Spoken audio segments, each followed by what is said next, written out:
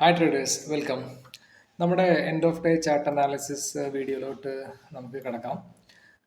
ആദ്യമായിട്ട് ഒരു കാര്യം പറയാനുള്ളത്, നമ്മൾ ഈ ഒരു എൻഡ് ഓഫ് ഡേ അനാലിസിസ് സീരീസിനെ പറ്റിയിട്ട് നമ്മളൊരു ഇൻട്രൊഡക്ഷൻ വീഡിയോ ചെയ്തിട്ടുണ്ട്.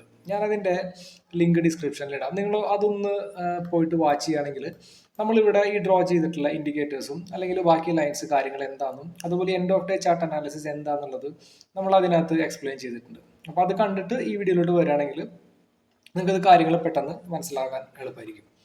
അപ്പോൾ നമ്മൾ അനാലിസിസിലോട്ട് കിടക്കുകയാണെങ്കിൽ ആദ്യം നമുക്ക് നിഫ്റ്റി തൊട്ട് തുടങ്ങാം. ഇന്ന് മന്ത്ലി എക്സ്പയറി ആയിരുന്നു നിഫ്റ്റിയുടെ. അപ്പോൾ അത്ര ഒരു വൊളറ്റാലിറ്റിയാണ് നമ്മൾ പ്രതീക്ഷിച്ചത്. പക്ഷെ അങ്ങനെ ഒരു മൊമെൻ്റ് ഒന്നും ഉണ്ടായിട്ടില്ല. നല്ലൊരു ബെയറിഷ് ഡേ ആയിരുന്നു. അപ്പോൾ നമുക്ക് ഓപ്പർച്യൂണിറ്റി നോക്കുകയാണെങ്കിൽ രാവിലെ തന്നെ നിഫ്റ്റി ഒരു CPR റെസിസ്റ്റൻസ് എടുത്തിട്ട് PDL, അതായത് പ്രീവിയസ് ഡേ ലോ ബ്രേക്ക് ചെയ്യാൻ ശ്രമിച്ചു, പക്ഷെ നടന്നില്ല. പിന്നെ അടുത്തൊരു ക്യാൻഡിൽ അത് ബ്രേക്ക് ചെയ്തു. അപ്പോൾ അതൊരു പാരബോളിക് മൂവ്, നമുക്ക് അവിടെ ഒരു ഓപ്പർച്യൂണിറ്റി ഒന്നും ഉണ്ടായിരുന്നില്ല. പിന്നെ കുറച്ച് നേരം സൈഡ് വേസ് ആയി അങ്ങനെ പോയി ശേഷം നമുക്കൊരു ഓപ്പർച്യൂണിറ്റി വന്നത് ആക്ച്വലി ഈ ഒരു ക്യാൻഡിലാണോ, ഇതാണ്, അതായത് 20 EMA റീട്രേസ്മെന്റ്. ഇതായിരുന്നു നമ്മുടെ ഒരു എൻട്രി. ഈ ഒരു സ്ട്രാറ്റജി എന്താണെന്ന് വെച്ച് കഴിഞ്ഞാൽ, അതായത് നമ്മുടെ എക്സ്പോണൻഷ്യൽ മൂവിങ് ആവറേജ് ഒരു സ്ലോപ്പിംഗ് രീതിയിലോട്ട് വന്നു കഴിഞ്ഞാൽ അതിനകത്തോട്ട് വീണ്ടും മാർക്കറ്റ് ഒന്ന് റീട്രേസ് ചെയ്യും. അതായത് മാർക്കറ്റ് ഒരിക്കലും കണ്ടിന്യൂസ്ലി താഴത്തോട്ട് വരില്ലല്ലോ. അപ്പോൾ കുറച്ച് താഴോട്ട് വന്ന ശേഷം ഒന്ന് റീട്രേസ് ചെയ്യും. അപ്പോൾ ആ ഒരു EMA ടച്ച് ചെയ്യുകയാണെങ്കിൽ നമുക്ക് അവിടെ ഷോർട്ട് ചെയ്യാം. അതാണ് നമ്മുടെ ഓപ്പർച്യൂണിറ്റി. അതുകൂടാതെ ഇതിപ്പോൾ എല്ലാവരും പറയുന്ന ഒരു സ്ട്രാറ്റജിയാണ് 20 EMA റീട്രേസ്മെന്റ്. പക്ഷേ നമ്മൾ ഇത് അഡീഷണലി ഒരു പ്രോബബിലിറ്റി കൂട്ടാൻ വേണ്ടിയിട്ട് നമ്മളൊരു അവിടെ EMA കൂടാതെ വേറെ എന്തെങ്കിലും ഒരു റെസിസ്റ്റൻസ് ഉണ്ടോയെന്ന് കൂടെ നമ്മൾ നോക്കും. ഇപ്പോൾ ഇവിടെ നമുക്കൊരു S1 പിവോട്ടിൻ്റെ റെസിസ്റ്റൻസ് ഉണ്ട്. അപ്പോൾ അതുകൊണ്ടാണ് നമ്മൾ കോൺഫിഡൻ്റ് ആയിട്ട് അവിടെ നമ്മൾ ഷോർട്ട് ചെയ്യുന്നത്. അപ്പോൾ ഈ ഒരു ട്രേഡിൽ നമ്മൾ ഈ ഒരു ക്യാൻഡിലാണ് എൻട്രി. സ്റ്റോപ്പ് ലോസ് നമ്മൾ ഈ ഒരു S1 പിവോട്ടിൻ്റെ മുകളിലായിട്ട് വയ്ക്കും. നമുക്ക് ഈസി ആയിട്ട് ഒരു 1:2 റിസ്ക് റിവാർഡ് നമുക്കിതിൽ അച്ചീവ് ചെയ്തിട്ടുണ്ട്. ഓക്കെ, അപ്പോൾ നമ്മുടെ ഒരു ട്രേഡ് സക്സസ് ആണ്.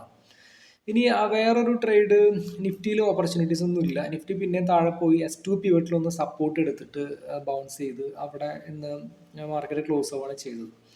നമുക്കിനി ഇന്ന് ബാങ്ക് നിഫ്റ്റിയിലോട്ട് നോക്കാം.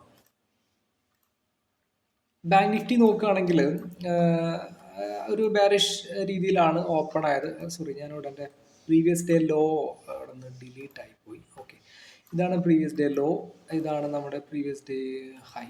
ഓക്കെ, അപ്പോൾ ഇന്നത്തെ പ്രൈസ് ആക്ഷൻ നോക്കുകയാണെങ്കിൽ CPR ടച്ച് ചെയ്തിട്ട് CPR ഒരു ബ്രേക്ക് ഔട്ട് പോലെയാണ് വന്നത്. പക്ഷെ അത് ഒരു പാരാബോളിക് മൂവ് ആയിരുന്നു. നമുക്കറിയാം അത് ആ ബ്രേക്ക് ഔട്ട് എന്തായാലും സക്സസ് ആവില്ല എന്നുള്ളത് നമുക്കൊരു അസ്യൂം ചെയ്തിട്ടുണ്ടായിരുന്നു. അതിനുശേഷം അവിടെ നിന്ന് റിവേഴ്സൽ വന്നിട്ട് EMA മൊമെന്റം ഭയങ്കര കൂടുതലായിരുന്നു. അപ്പോൾ ഈ മൊമെന്റം ഫാസ്റ്റുള്ള ദിവസങ്ങളിൽ EMA റീട്രേസ്മെന്റ്, അതായത് 20 EMA റീട്രേസ്മെന്റ് വരാൻ ചിലപ്പോൾ ബുദ്ധിമുട്ടായിരിക്കും. പക്ഷെ നമ്മൾ വെയിറ്റ് ചെയ്യണം, വേറെ ഓപ്ഷൻ ഒന്നുമില്ല. വെയിറ്റ് ചെയ്ത് നമുക്ക് ഒരു ട്രേഡ് വന്നത് ആക്ച്വലി ഈ ഒരു ക്യാൻഡിലുണ്ടോ, ഈ ഒരു ക്യാൻഡിൽ നമുക്കൊരു എൻട്രി കൺസിഡർ ചെയ്യാം. അതും 20 EMA റീട്രേസ്മെന്റ് തന്നെയാണ്. പക്ഷെ ഇവിടെ നമുക്ക് ഈ ട്രേഡ് ഒരു പ്രോബബിലിറ്റി കുറവാണ്. കാരണം നേരത്തെ നമ്മൾ നിഫ്റ്റിയിൽ പറഞ്ഞ പോലെ നമുക്കിവിടെ EMA ഒരു റെസിസ്റ്റൻസ് മാത്രമേ നമുക്ക് വരുള്ളൂ. കണ്ട ഈ ഒരു ക്യാൻഡിലും കൂടെ നോക്കണേ, ഇത് നല്ലൊരു പിൻബാർ അല്ല, ഷൂട്ടിംഗ് സ്റ്റാർ ആണ് ആക്ച്വലി. നല്ലൊരു ബെയറിഷ് ക്യാൻഡിലാണ്, നമുക്കിത് കണ്ടറിയാം. പക്ഷെ നമുക്കിവിടെ അഡീഷണലി വേറൊരു സപ്പോർട്ടോ റെസിസ്റ്റൻസോ ഒന്നും ഇല്ല. പക്ഷെ നമുക്ക് ഒരു റിസ്ക് എടുക്കണമെങ്കിൽ എടുക്കാം. നമ്മൾ ഓൾറെഡി കഴിഞ്ഞൊരു ട്രേഡ് പ്രോഫിറ്റബിൾ ആയതുകൊണ്ട് നമുക്കൊരു ചാൻസ് എടുക്കാം. ഒരു അഗ്രസീവ് ട്രേഡർ ആണെങ്കിൽ നമുക്ക് ഇവിടെ ഒരു ഷോർട്ട് എൻട്രി കൺസിഡർ ചെയ്യാം. ഇതിന്റെ മുകളിൽ ഒരു സ്റ്റോപ്പ് ലോസ്. പക്ഷെ ഞാൻ പറയുന്നത് പ്രോബബിലിറ്റി കുറവാണ് ഈ ട്രേഡ്. ഞാൻ പറഞ്ഞല്ലോ, അതായത് നമുക്കൊരു അഡീഷണലി എന്തെങ്കിലും ഒരു ഹൊറിസോണ്ടൽ ലൈൻ റെസിസ്റ്റൻസ് ഉണ്ടെങ്കിൽ നമുക്കത് ഡബിൾ കൺഫർമേഷൻ ആണ്. പക്ഷെ സ്റ്റിൽ ഈ ട്രേഡ് വർക്ക് ചെയ്തിട്ടുണ്ട്. 1:2 റിസ്ക് റിവാർഡ് നമുക്കിവിടെ അച്ചീവ് ചെയ്തിട്ടുണ്ട്. ഇനി ഞാൻ നേരത്തെ മിസ് ചെയ്തൊരു പോയിന്റ്, നിഫ്റ്റിയുടെ ചാർട്ടിനകത്ത് നമ്മൾ ഇത്തരം ട്രേഡുകൾ കൺസിഡർ ചെയ്യുമ്പോൾ നമ്മൾ EMA ടച്ച് ചെയ്ത് അപ്പം തന്നെ അല്ല നമ്മൾ ഷോർട്ട് ചെയ്യേണ്ടത്. അവിടെ ടച്ച് ചെയ്തതിന് ശേഷം ക്യാൻഡിൽ നോക്കണം. ഈ ഒരു ക്യാൻഡിൽ നിങ്ങൾ നോക്കുകയാണെങ്കിൽ കണ്ടോ, നല്ലൊരു ബെയറിഷ് ക്യാൻഡിലാണ്. അവിടുത്തെ ഒരു പ്രൈസ് ആക്ഷൻ കൂടെ നോക്കണം. ഇവിടെ ഒന്നില്ലെങ്കിൽ ഒരു ഷൂട്ടിംഗ് സ്റ്റാറോ അല്ലെങ്കിൽ നല്ലൊരു ബെയറിഷ് ക്യാൻഡിലോ സിഗ്നൽ കണ്ട് ആ ക്യാൻഡിൽ ക്ലോസ് ആയതിനു ശേഷമാണ് നമ്മൾ ട്രേഡിലോട്ട് എൻ്റർ ആവേണ്ടത്. ഓക്കെ, അപ്പോൾ ഇന്ന് ഇത്രയേ ഉള്ളൂ. നമുക്കിന്ന് 2 ട്രേഡേ കിട്ടിയുള്ളൂ. 2 ട്രേഡും നമുക്ക് 1:2 റിസ്ക് റിവാർഡ് അച്ചീവ് ചെയ്തിട്ടുണ്ട്. അപ്പോൾ അത്രയേ ഉള്ളൂ. എന്തെങ്കിലും സംശയം ഉണ്ടെങ്കിൽ നിങ്ങൾ കമൻസിൽ ചോദിക്കുക, നമ്മൾ റിപ്ലൈ ചെയ്യുന്നതായിരിക്കും.